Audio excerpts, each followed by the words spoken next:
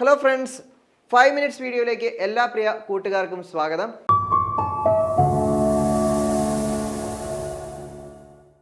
ഇന്നത്തെ ക്ലാസ്സിൽ നമ്മൾ ഡിസ്കസ് ചെയ്യുന്നത് ഒരു പ്രധാനപ്പെട്ട PSCയുടെ ചോദ്യം തന്നെയാണ്. നോക്കുക, ഇന്ത്യയിലെ കാർഷിക കാലങ്ങളെയും വിളകളെയും ശരിയായി യോജിപ്പിക്കുക. ഇന്ത്യയുടെ കാർഷിക കാലങ്ങളെയും വിളകളെയും ശരിയായി യോജിപ്പിക്കുക. ഒന്നാമത് ഖാരിഫ്, ഗോതമ്പ്, ബാർലി. ശരിയായ ജോഡി അല്ല, പക്ഷെ PSC അങ്ങനെയാണ് തന്നിരിക്കുന്നത്. റാബി, തണ്ണിമത്തൻ, പച്ചക്കറികൾ.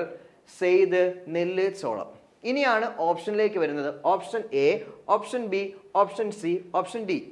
വീഡിയോ പോസ് ചെയ്ത് നിങ്ങളൊന്ന് ഉത്തരം എഴുതാൻ പറ്റുമോ എന്ന് നോക്കുക. ഇവിടെ നമ്മൾ ശരി ഉത്തരത്തിലേക്ക് പോകുന്നു. നോക്കാം.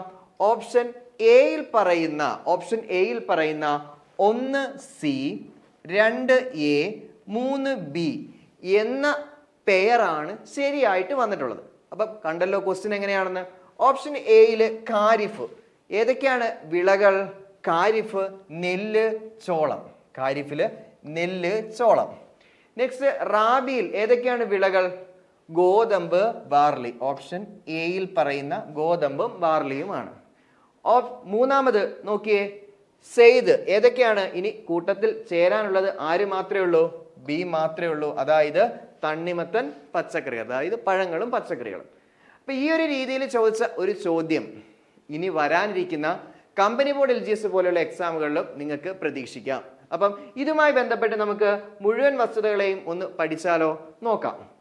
അതായത് ഇന്ത്യയിലെ കാർഷിക കാലങ്ങൾ ഏതൊക്കെയാണ്? ശ്രദ്ധിക്കൂ.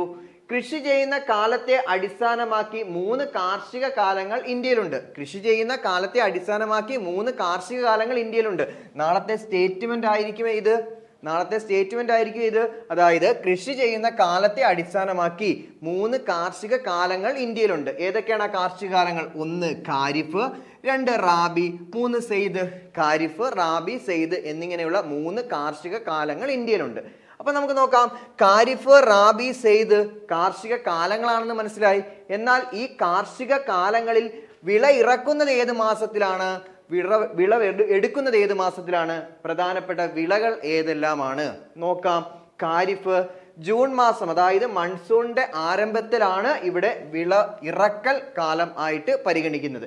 ഇനി നവംബർ ആദ്യ വരെ, അതായത് മൺസൂണിന്റെ അവസാനമാണ് വിളവെടുക്കുന്നത്. പ്രധാനപ്പെട്ട ഖാരിഫ് വിളകൾ ഏതൊക്കെയാണ്? നെല്ല്, ചോളം, പരുത്തി, തിനവിളകൾ, ചണം, കരിമ്പ്, നിലക്കടല. ഇത്രയും വിളകൾ ഏത് കാലത്ത് കൃഷി ചെയ്യുന്ന വിളകളാണ്?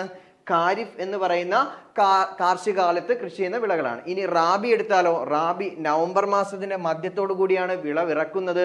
ശൈത്യകാലം ആ സമയത്ത് ആരംഭിക്കുന്നു. ഇനി വിളവെടുക്കുന്നത് എപ്പോഴാണ്?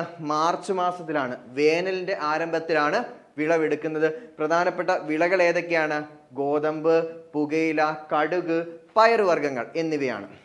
ഇനി സെയ്ദ് എന്ന് പറയുന്ന 3ാമത്തെ കാർഷിക കാലം എപ്പോഴാണ് വിളവിറക്കുന്നത്? മാർച്ച്. വേനലിന്റെ ആരംഭത്തിൽ വിളവിറക്കുന്നു. ജൂൺ മൺസൂണിന്റെ ആരംഭത്തിൽ വിളവെടുക്കുന്നു. പ്രധാനപ്പെട്ട വിളകൾ ഏതൊക്കെയാണ്? പഴങ്ങളും പച്ചക്കറികളും. അതാണ് നമ്മുടെ ഓപ്ഷനിൽ തണ്ണിമത്തൻ എന്ന് തന്നിരുന്നത്. അപ്പൊ ഇവിടെ നോക്കിയേ, June to November, November to March, March to June. വീണ്ടും ഇത് ഒരു സൈക്ലിക് മാനറിൽ വീണ്ടും റിപ്പീറ്റഡ് ആയിട്ട് വരും. ഖാരിഫ്, റാബി, സെയ്ദ്. അപ്പൊ ഇതൊരു ഓർഡറിൽ പഠിക്കുക. ഈ ഒരു സമയവും ഓർഡറിൽ പഠിക്കുക. വിളകളും പഠിച്ചാൽ ഇതുപോലെയുള്ള ഉത്തരങ്ങൾക്ക് നമുക്ക് ആൻസർ ചെയ്യാൻ സാധിക്കും. അപ്പൊ ഇതുപോലെ PSC ഇനി വരുന്ന എക്സാമുകളിൽ നമുക്ക് ചോദിക്കാം എന്ന് പ്രതീക്ഷിക്കുന്ന ഒരു ഭാഗം നമുക്ക് നോക്കാം. അതായത് വസ്ത്രനിർമ്മാണ രംഗത്ത് ലോകവ്യാപകമായി ഉപയോഗിക്കുന്ന പരുത്തിയെ യൂണിവേഴ്സൽ ഫൈബർ എന്നാണ് വിളിക്കുന്നത്. അപ്പം യൂണിവേഴ്സൽ ഫൈബർ എന്ന് വിളിക്കുന്നത് ആരെയാണ്? പരുത്തിയെയാണ്. എന്തുകൊണ്ടാണ് പരുത്തിയെ യൂണിവേഴ്സൽ ഫൈബർ എന്ന് വിളിക്കുന്നത്? അതായത് വസ്ത്രനിർമ്മാണ രംഗത്ത് ലോകവ്യാപകമായി ഉപയോഗിക്കുന്നതിനാൽ പരുത്തിയെ യൂണിവേഴ്സൽ ഫൈബർ എന്ന് പറയുന്നു.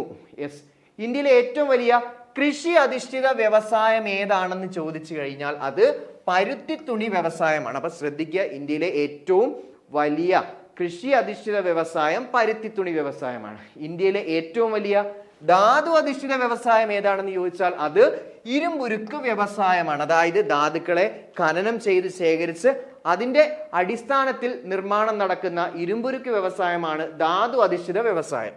ഇനി അന്താരാഷ്ട്ര വിപണിയിൽ ഏറെ ആവശ്യകതമുള്ള അറബിക്ക. അന്താരാഷ്ട്ര വിപണിയിൽ ഏറെ ആവശ്യകതയുള്ള അറബിക്ക എന്ന മുന്തിയ ഇനം കാപ്പിക്കുരു. അപ്പൊ അറബിക്ക എന്താണ് മക്കളെ? കാപ്പിക്കുരുവാണ്. അപ്പൊ ചോദിക്കാം, അറബിക്ക എന്ന് പറയുന്നത് താഴെ തന്നിരിക്കുന്ന ഏത് കാർഷിക വിളയുമായി ബന്ധപ്പെട്ടിരിക്കുന്നു എന്ന് ചോദിച്ചു കഴിഞ്ഞാൽ കാപ്പിക്കുരുവുമായി ബന്ധപ്പെട്ടിരിക്കുന്നു. എന്താണ് അറബിക്കയുടെ പ്രത്യേകത? അന്താരാഷ്ട്ര വിപണിയിൽ ഏറെ ആവശ്യകതയുള്ള അറബിക്ക എന്ന മുന്തിയ ഇനം കാപ്പിക്കുരുവാണ് ഇന്ത്യയിൽ മുഖ്യമായും ഉൽപ്പാദിപ്പിക്കുന്നത്. നെക്സ്റ്റ്, കേരളമാണ് ഇന്ത്യയിൽ ഏറ്റവും കൂടുതൽ റബ്ബർ ഉൽപ്പാദിപ്പിക്കുന്ന സംസ്ഥാനം. ഇന്ത്യയിൽ ഏറ്റവും കൂടുതൽ റബ്ബർ ഉൽപ്പാദിപ്പിക്കുന്ന സംസ്ഥാനം കേരളമാണ്. ഇന്ത്യയിൽ ഏറ്റവും കൂടുതൽ റബ്ബർ ഉൽപ്പാദിപ്പിക്കുന്ന സംസ്ഥാനം കേരളമാണ്. അപ്പം ഇത്രയും കാര്യങ്ങൾ ഇനി വരുന്ന എക്സാമുകളിൽ സ്റ്റേറ്റ്മെന്റ് ആയോ വൺ വേർഡ് ആയോ ചോദിക്കാം. അപ്പം ഇവിടെ നമ്മൾ ആദ്യത്തെ ചോദ്യത്തിൽ പറഞ്ഞു യൂണിവേഴ്സൽ ഫൈബർ എന്നറിയപ്പെടുന്നത് ആരെയാണ്? പരുത്തിയാണ്. അങ്ങനെയാണെങ്കിൽ ഒരു ചോദ്യം നിങ്ങൾക്ക് ഉത്തരം കമന്റ് ചെയ്യാം. ഗോൾഡൻ ഫൈബർ എന്നറിയപ്പെടുന്നത് ഏത് കാർഷിക വിളയെയാണ് അല്ലെങ്കിൽ ഏത് ഇനത്തെയാണ് എന്ന് നിങ്ങൾ കമന്റ് ചെയ്യുക. അപ്പൊ ഇത്രയും കാര്യങ്ങൾ നിങ്ങൾക്ക് നന്നായി മനസ്സിലായി എന്ന് കരുതുന്നു. ഇതുപോലെയുള്ള എക്സാം ഓറിയന്റഡ് ക്വസ്റ്റ്യൻസുമായിട്ട് നമുക്ക് ഇനിയും കാണാം. അപ്പോൾ മറ്റൊരു കാര്യം ശ്രദ്ധിക്കുക, നമ്മുടെ കമ്പനി ബോർഡ് LGSന് ഇതുപോലെയുള്ള ഒരു പഠനം വളരെ അനിവാര്യമാണ്. അപ്പോൾ ഇങ്ങനെ പഠിക്കാൻ ആഗ്രഹിക്കുന്ന ഉദ്യോഗാർത്ഥിയാണ് നിങ്ങളെങ്കിൽ നമുക്ക് കൃത്യമായി പഠിച്ച് വേണ്ട കാര്യങ്ങളെ കണ്ടെത്തി പഠിച്ച് നമ്മുടെ പഠനം വളരെ എളുപ്പത്തിൽ മുന്നോട്ട് കൊണ്ടുപോകാം. ഇതിൽ നിങ്ങൾക്കും ജോയിൻ ചെയ്യാൻ വേണ്ടി നമ്മുടെ ഏറ്റവും പുതിയ കമ്പനി ബോർഡ് LGS ബാച്ചിൽ ജോയിൻ ചെയ്ത് നിങ്ങളുടെ പഠനം ഇതുപോലെ തന്നെ മുന്നോട്ട് കൊണ്ടുപോകാം. അപ്പോൾ ഈ ബാച്ചിലേക്ക് ജോയിൻ ചെയ്യാൻ തന്നിരിക്കുന്ന നമ്പറിൽ കോൺടാക്ട് ചെയ്യുക. Okay, thanks.